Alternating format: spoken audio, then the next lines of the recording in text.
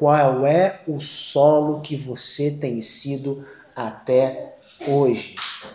Se você vê que tem sido um solo ruim, rasga o coração. Pede a Deus um novo coração, um outro solo. Porque a promessa é que ele tiraria aquele de pedra e colocaria um novo.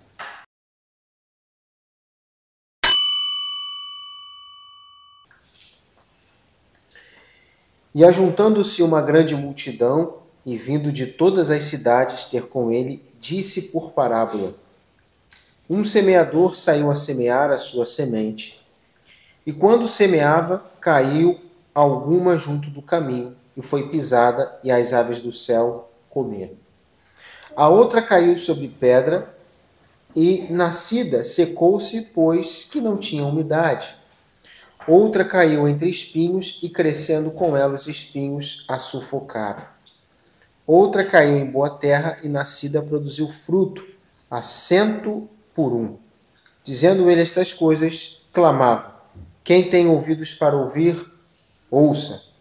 E os seus discípulos interrogaram, dizendo: que parábola é esta? Vamos orar. Senhor amado, Deus poderoso, Pai, Tu és bendito, Tu és Rei, Tu és aquele Pai em quem confiamos, depositamos a nossa fé, nossa esperança, nossa expectativa. E nesse momento, Pai, em especial, Sua palavra está aberta. Da mesma forma, Pai, como ela se encontra agora, Senhor, nas nossas mãos aberta, pedimos que os nossos corações possam também estar abertos, não para ouvir o que eu tenho a dizer, mas aquilo que a Tua palavra tem, Senhor, a nos ensinar. Por favor, ó Deus, trabalha nas nossas vidas para que possamos crescer, desenvolver e ser a imagem de Jesus Cristo. Da mesma forma, Pai, como os discípulos aqui interrogaram que parábola é esta, também, Senhor, interrogamos a Ti. Que parábola é esta, Senhor? Nos ensina, nos mostra a Tua verdade, Senhor, para que possamos, Pai, caminhar e desenvolver a ser a imagem do nosso Senhor e Salvador Jesus Cristo. Obrigado por esta oportunidade que o Senhor nos concede, em nome de Jesus. Amém.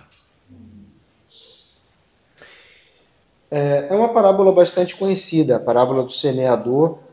É uma parábola que muitas pessoas já ouviram, já leram, já ouviram alguma pregação acerca disso. E é uma parábola que tem muitos detalhes muito importantes e muito interessantes que vale a gente comentar, analisar e refletir na nossa vida. Que é a pergunta base: qual é o solo que eu me identifico? Porque é possível estar na igreja, ou um grupo, no culto, e ser um destes solos. É possível. Às vezes nós vamos ler aqui e pensar: não, eu não sou esse solo porque eu estou na igreja. Não tem nada a ver. Eu posso estar numa igreja, eu posso fazer parte de um grupo, eu posso cear, eu posso ter sido batizado e ser um destes solos aqui. Nós vamos ver como. Isso não está longe de nenhum de nós. Por isso a grande questão, a grande pergunta é: qual tem sido o meu solo? Porque a palavra, ela é pregada, ela é exposta. As escrituras estão abertas. A questão é: como que essas escrituras têm penetrado no meu coração? Quando elas entram, quando eu leio ali e medito, o que acontece aqui dentro? É o que nós vamos ver esta noite.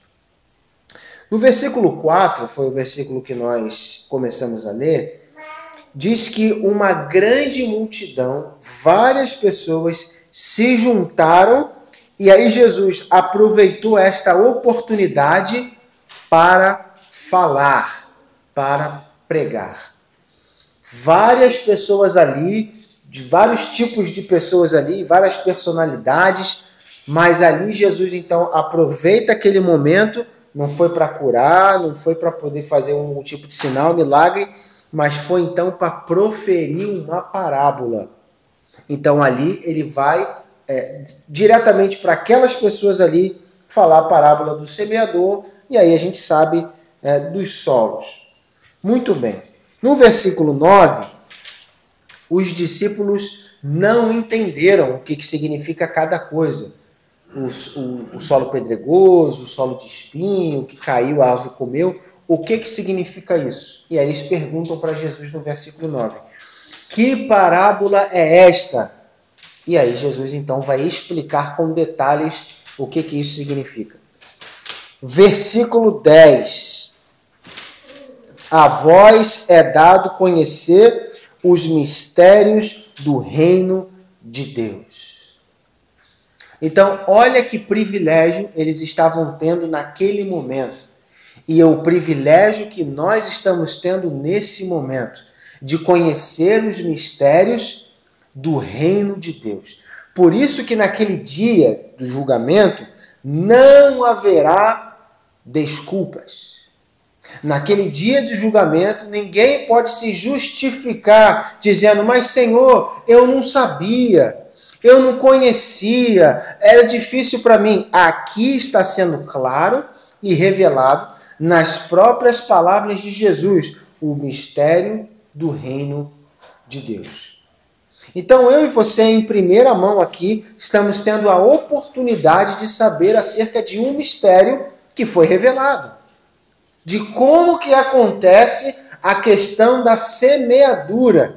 Como que acontece no mundo espiritual, no coração dos homens, como que acontece quando alguém prega e a semente é lançada. Jesus então aqui deixa claro como que as coisas acontecem. Esse mistério foi revelado. Então aquela pergunta, poxa, a gente prega, mas eu não sei o que acontece no coração, não sei se as pessoas aceitam, se elas vão aceitar. Não, aqui Jesus deixou claro como que acontece, como que funcionam as coisas. Muito bem. Versículo 11. Esta, pois, é a parábola. A semente é a palavra de Deus. Primeira coisa que precisa ser exposta, colocada aqui, é que para que essa lei, né, da semeadura aconteça, funcione, o que tem que ser plantado, enxertado, é a palavra de Deus. Não são histórias, não são conjecturações, não é filosofias, é tão simplesmente a palavra. A palavra ela é colocada e a palavra ela é exposta. É só isso. É só isso. É necessário que o semeador ele conheça a sua semente. Ele conheça a palavra para que ele possa então ter contato com as pessoas e colocar esta parábola. Por isso eu digo o seguinte: se você não conhece a palavra, você não pode ser um semeador. Porque um semeador ele sai para semear a palavra. Mas eu não conheço a palavra. E você vai semear o que então? O que você vai então plantar o que então? Se você não tem a semente certa. Então a palavra de Deus, ela é a única semente necessária para o coração dos homens. Não queira inventar, não queira acrescentar, não queira fazer firula, é simplesmente a palavra de Deus que deve ser pregada e exposta. Muito bem. Versículo 12.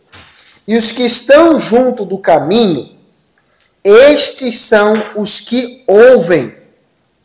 Depois vem o diabo e tira-lhes do coração a palavra.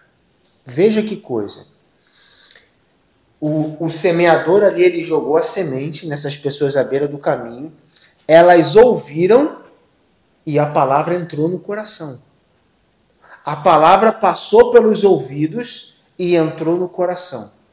Só que ao entrar no coração, versículo 12, depois vem o diabo e tira do coração a palavra. A palavra ali, ela encontrou morada, ela encontrou lugar. Não é que as pessoas, não quero saber disso não. Não, elas ouviram. Elas compreenderam, elas entenderam. Está entrando no coração. Mas vem o diabo e tira esta palavra. E aí o versículo 2 diz, para que não se salvem crendo. Primeira coisa. Um solo, ele está ali, perto do caminho. O diabo vem e ele tira. E a pessoa, ela não é salva, porque ela não crê. É possível uma pessoa dentro da igreja ter este tipo de solo? É possível. É possível uma pessoa estar na igreja, mas ela não crê. É possível uma pessoa estar na igreja e ela não é salva. É possível ela estar na igreja, mas ser apenas um solo à beira do caminho. Um solo onde está ali apenas para sugar da igreja, mas não tem uma fé sincera, não tem uma fé honesta, a palavra não está no coração, ela saiu, apenas está ali curtindo, momento de lazer, está apenas ali junto com as pessoas, mas ela não é salva. Não é salva. O diabo tirou do coração a palavra. E aquela pessoa está ali. Ela vai nos cultos? Vai. Vai nas reuniões? Ela vai. Ela está ali junto com as pessoas, rindo, comendo junto, passeando com as pessoas, tendo um momento de lazer com as pessoas da igreja? Sim, mas ela não é salva. Ela verdadeiramente não crê. Por que verdadeiramente ela não crê? Porque ela não vive baseado naquilo que está sendo pregado. Quando eu não vivo baseado naquilo que está sendo pregado, mostra que eu não creio. A fé, a crença, ela é mostrada através da minha obra. Então, se lá é pregado, por exemplo, que eu não devo fornicar, mas eu vivo em fornicação, significa que eu não creio. Apesar de eu estar na igreja, apesar de eu fazer parte do grupo jovem, apesar de eu tocar na igreja, mas se o pastor está pregando, a palavra diz, não deve viver em fornicação, mas eu saio e fornico com a minha namorada ou com a mulher que eu vivo, significa que eu não creio naquilo que está sendo pregado, e se eu não creio, eu também não estou salvo. Agora, será que isso é difícil de acontecer ou não? Será que existe casos assim ou não? De pessoas que estão dentro das igrejas, mas que não vivem baseado naquilo que está sendo pregado. Está lá, toca, está lá, canta, está lá, prega, está lá, junto com as pessoas, está rindo, mas não vive. Por quê? Porque o diabo tirou do coração a palavra que foi pregada. Eles estão lá, eles não creem e eles não se salvam. Isso pode acontecer com qualquer um de nós. Basta nós começarmos a justificar, desculpar e dizer, não, acho que não precisa disso tudo não. Acho que não tem necessidade disso não. Para quê? O diabo já está tirando do coração. E aí, eu acho que estou salvo, mas na verdade eu não estou, porque eu não vivo baseado naquilo que foi ensinado, que foi pregado. E quantos são assim hoje? Quantos que estão na igreja? Estão, mas ao mesmo tempo não estão. Estão, mas ficam desculpando, justificando. Então, o primeiro solo é aquele que se engana. Aquele que ouve. Não, irmão, mas eu estou lá, eu estou ouvindo. O pastor está pregando, eu estou lá 1 hora, estou sentado, eu estou ouvindo. Sim, mas não tem nenhum efeito. Não tem nenhum efeito. A palavra é pregada e ela é tirada do seu coração. Qual é o efeito que tem nisso em ouvir? Nenhum. Nenhum, apenas perda de tempo. Versículo 13. E os que estão sobre a pedra, estes são os que, ouvindo a palavra, recebem com alegria. Opa! Recebem com alegria. Ou seja, foi exposto para elas, né? A palavra foi colocada para elas, elas ouviram e elas receberam. Não colocaram barreira, empecilho, nada. Elas receberam com alegria. Oh, que maravilha, que bênção! Como eu gostaria de ter ouvido isso antes, como eu gostaria de ter nascido num lar cristão, como eu gostaria de ter poupado anos da minha vida no engano, na ilusão do mundo, do pecado. Olha que maravilha, eu quero, irmão. Eu recebo essa palavra, eu recebo o que você está pregando. Vamos no batismo? Vamos. Vamos fazer parte da igreja? Vamos. Vamos evangelizar? Vamos. O que tem que fazer? Vamos. Ele está alegre, ele está contente, ele está eufórico, ele está animado. E todos que estão observando aquela situação ali também se animam. Recebeu a palavra, está frutificando ali, está recebendo com alegria. Que maravilha. 13. Mas, como não tem, a palavra que ele usa aí, raiz. Como não tem raiz. E ele continua. Apenas creem por algum tempo, mas na tentação se desviam. Há pessoas que elas ouvem, recebem com alegria, começam dispostas, alegres, contentes, mas quando vem momentos de dificuldade, de tentação, momentos de problemas, elas desanimam e não querem mais saber. Aí vamos nos perguntar, mas por quê? Por que essa pessoa começou tão bem e agora ela terminou tão mal? Começou tão bem, começou tão ali disposta, alegre, você estava vendo, e agora simplesmente vê os problemas, vê as tentações e ela simplesmente desanimou. Por quê? Porque ela não criou raiz. Ela não se aprofundou. Ela simplesmente foi superficial. Tá tudo indo bem? Eu estou bem. Mas e quando tudo vai mal? Eu também estou mal. Então esse tipo de pessoa aqui, ela vive o seu cristianismo baseado nas circunstâncias externas. Se as circunstâncias externas estão bem, ela também está bem, está animada, está prosperando ali na sua fé. Mas se as circunstâncias externas vão mal, ela também desanima, ela afrouxa, ela fica triste, ela pensa em desistir, ela não quer mais saber da fé, está pensando em outra religião, está pensando em uma série de coisas. Porque ela é baseada na circunstância. A sua fé não é em Cristo. A sua fé, o seu ânimo, a sua alegria é baseado nas coisas. As coisas vão bem, eu estou bem. Vai mal, eu vou mal. Será que você já viu pessoas assim na igreja? Pessoas onde as coisas estão bem ao seu redor. Vamos nessa, vamos caminhar, vamos continuar, eu estou firme em Cristo, fiel, eu vou continuar fugindo do pecado, vou ler minha Bíblia, vou orar, vou buscar, as coisas começaram a sair do eixo, as coisas começaram, também agora eu vou para o mundo, agora vou ouvir minha música do mundo de novo, vou voltar com as minhas vestes do mundo de novo, com as minhas amizades do mundo de novo. Vou voltar porque eu tentei ser cristão, mas piorou as coisas. Estava difícil, fui para a igreja, aceitei a Cristo, foi pior. Quer saber? É melhor voltar para onde eu estava. Não criou raiz, não se aprofundou. As pedras não deixaram criar raiz. E às vezes podem ter pedras na nossa vida que impedem de nós criarmos raízes em Cristo. Há obstáculos e há problemas, seja que nós criamos ou que surge no decorrer da vida, que impede nós criarmos raízes.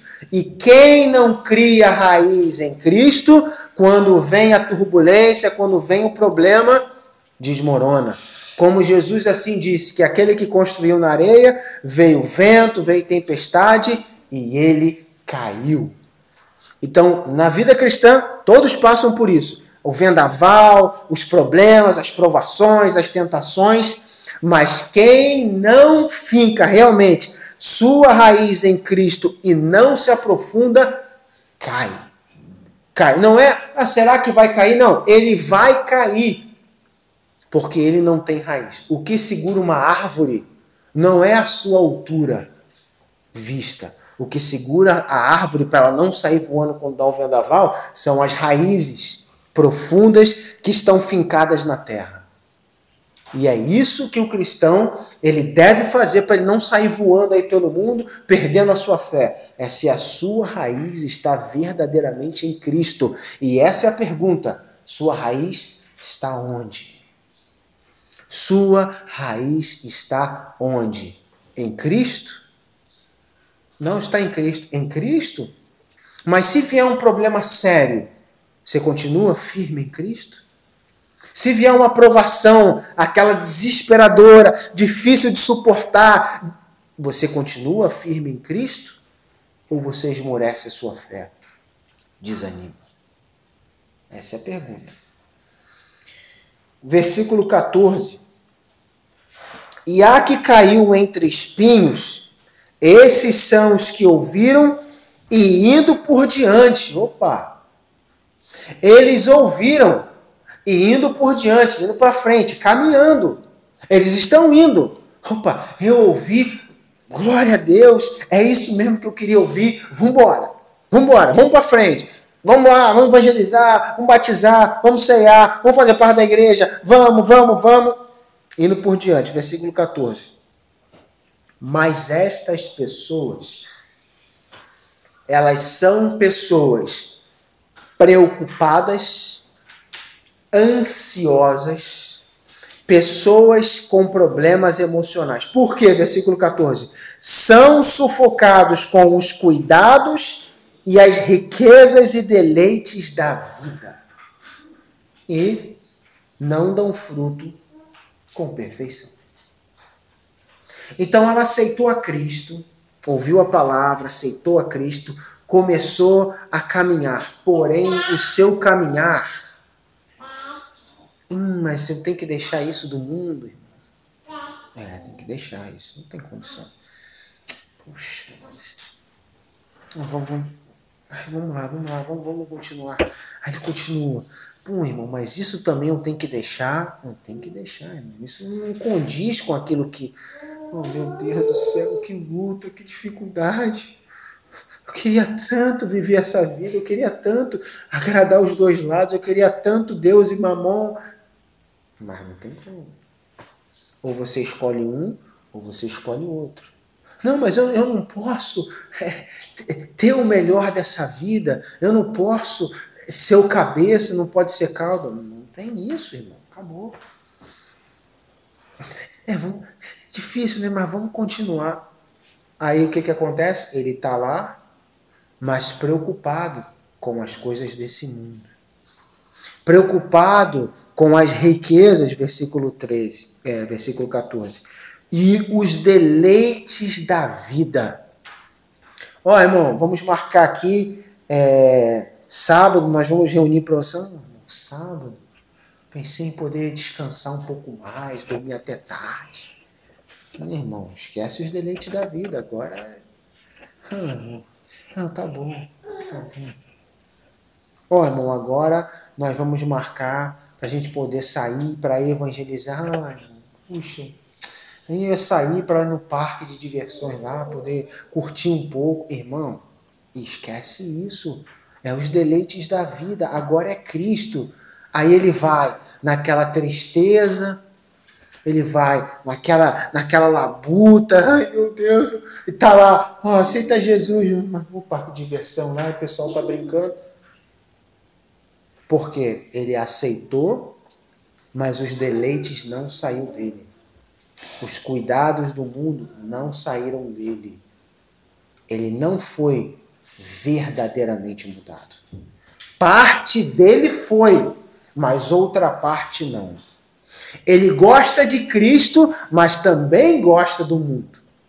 Ele quer a Cristo, mas também quer o diabo. Não quero o diabo não. Quer, irmão, o diabo quer. Gosta das coisas que o diabo oferece. Gosta ali do banquete que o diabo tem para dar.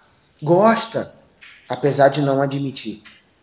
Será que existem esses tipos de solo dentro da igreja? Aqueles que dizem servir a Cristo, aqueles que dizem ser de Cristo, mas estas coisas aqui são um incômodo? onde os cuidados da vida eu gosto, onde as riquezas eu me atraio, ou onde ainda os deleites, os prazeres do mundo me satisfazem? Será que existem pessoas assim? Pessoas que não dão fruto com perfeição? Ah, irmão, mas eles dão fruto. Tudo bem, mas o fruto não é perfeito. Você iria num mercado, num hortifruti, e compraria um fruto que não é perfeito? Ah, eu vou levar esse tomate aqui. Esse aí, ele tá com bicho aqui, tá podre desse lado. Não, mas eu vou levar porque eu parto um lado e como o outro. Quem faz isso? Quem vai no mercado, ou comprar uma verdura e comprar fruto estragado? Você escolhe o melhor dos que estão lá. Mais bonito, mais brilhante, sem mancha, sem problema nenhum. Ué, e por que para Cristo ele tem que aceitar o fruto estragado? Metade. Ó, Senhor, só metade da minha vida, tá? Essa metade aqui o Senhor considera, mas aquela metade ali o Senhor não considera, não. Ah, com Cristo é assim. Eu não gosto disso, mas com Cristo é assim. Então, será que nós, no nosso solo, possuem estas coisas? É para se pensar.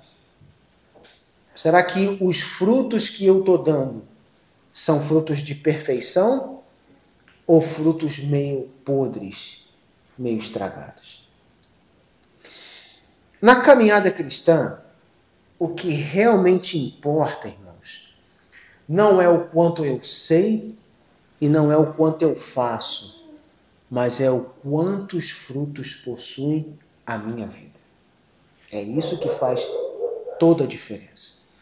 Porque eu posso saber muito da Bíblia, mas não ter nenhum fruto. Eu posso fazer muito, mas também não possuir fruto. O que realmente importa é se nós temos frutos. Se realmente você foi alcançado, mudado, transformado em Cristo, esses são os frutos. Naquele dia de julgamento, você vai mostrar, você não vai participar de uma prova. Ah, vem cá, agora são 30 questões que você vai participar agora. Primeiro livro da Bíblia, aí você, é Gênesis, beleza. Último livro da Bíblia, Apocalipse. Nossa. Nome dos 12 apóstolos, você, aquela musiquinha lá que tinha, Mateus, não existe isso no céu. Vai mostrar os frutos. Vem cá, quais foram os seus frutos no decorrer da sua vida? Você fugiu do pecado, disse não ao pecado? Você realmente agiu da maneira como deveria agir, como Cristo agiu? Vamos fazer um raio-x na sua vida. O fruto do Espírito estava lá, presente na sua vida? É isso que Deus quer ver. Não é se você sabe grego, hebraico. Isso não vai adiantar de nada naquele dia do juízo final. Ah, Senhor, eu sei latim. E daí?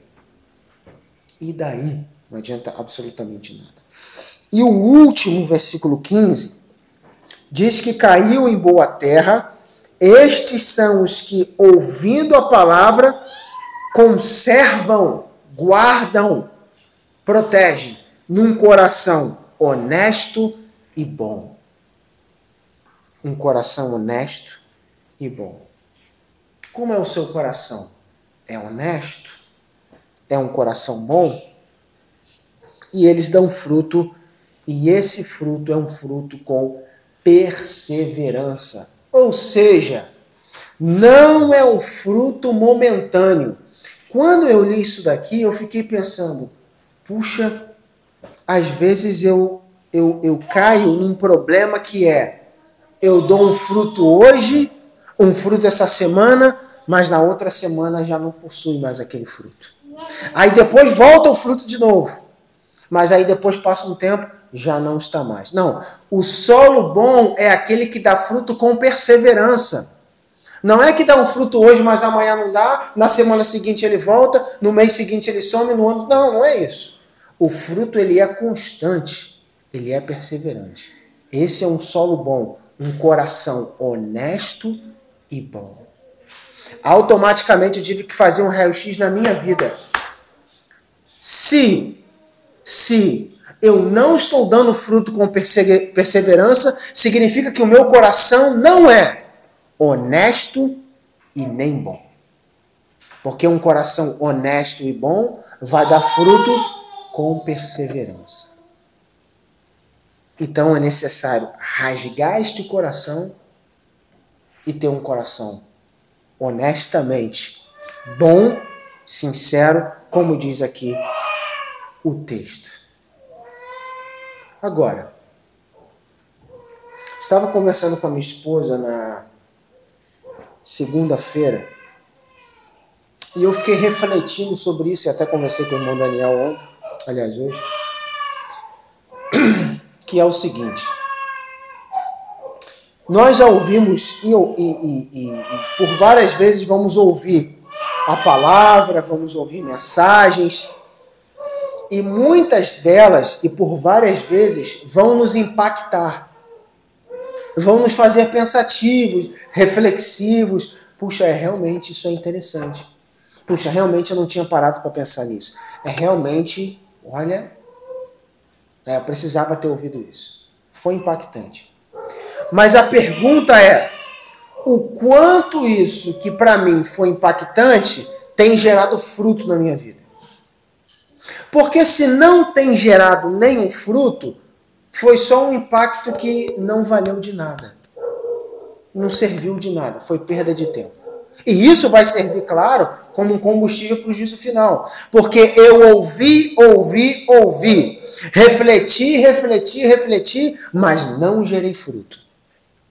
A questão é, de todas as coisas que nós temos ouvido, de todas as coisas que nós temos aprendido, balançamos a cabeça, concordamos, apoiamos, mas o quanto isso tem gerado fruto em mim? Essa é a questão.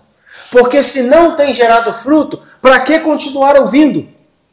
Se não vai gerar fruto, para que continuar seguindo a Cristo? Se não vai gerar fruto, então comamos e bebamos, porque amanhã morreremos.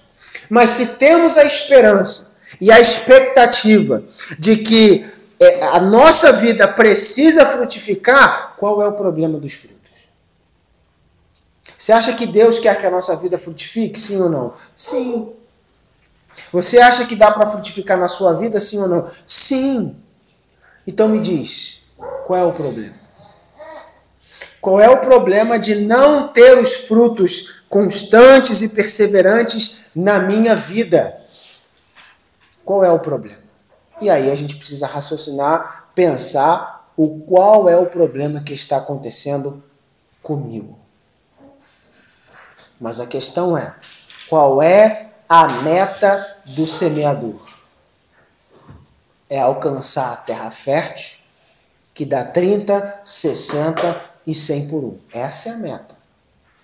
Pergunta é, você é esse solo? Ah, não, irmão, eu não sou esse solo, não. Dá para ser.